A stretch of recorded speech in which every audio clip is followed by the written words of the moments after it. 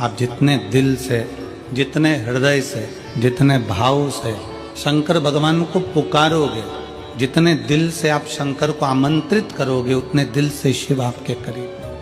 समुद्र के किनारे पर आबादी नहीं होती, समुद्र के किनारे पर आबादी नहीं होती, और शिव को जल चढ़ाने वाले की कभी बर्बादी नहीं होती।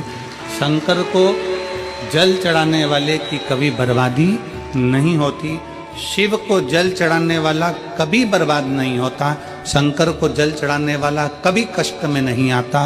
अगर दिल से शंकर को रिझा रहा है, दिल से शिव की स्तुति कर रहा है, दिल से भगवान शंकर को मना रहा है, तो वो कभी बर्बाद नहीं हो सकता। आप जितने दिल से, जितने हृदय से, जितने भाव से शंकर भगवान को पुकारोगे, जितने दिल से आप शंकर को, किसी के सामने जाकर अपने दुखड़े को अगर रोगे तो वो बाद में केवल हंसेगा, पर मेरे शंकर जी के पास में जाकर अपना दुखड़ा कहोगे तो मेरा शंकर आंख के आंसू को पोंछ।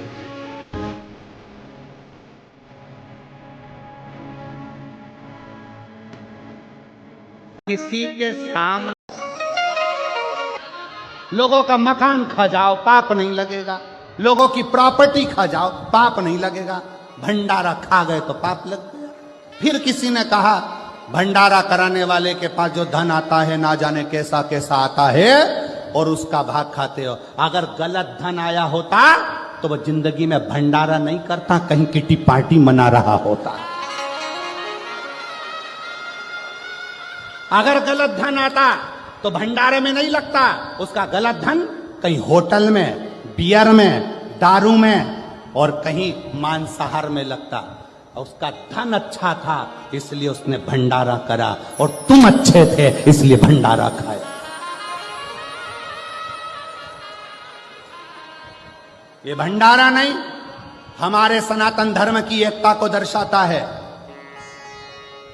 भंडारा का प्रसाद जब व्यक्ति, मान लो कोई वस्तु आपकी खो गई, कोई चीज नहीं मिल रही है, बहुत देर से आप ढूंढ रहे हो, प्रयास कर रहे हो। सुबह सुबह जब भगवान को जल चढ़ाने जाओ ना, तो जो जल लेकर आते हो ना, उससे अपनी साड़ी का कोई भी पल्लू, जरा सा भाग उसको गीला कर लिया थोड़ा सा, और उसको नेत्र से लगाकर घर में आकर उस वस्तु का स्मरण कर कर बाबा से प्रार्थना करो, बाबा मेरी वो सामग्री बहुत कीमती थी पर मिल नहीं रही।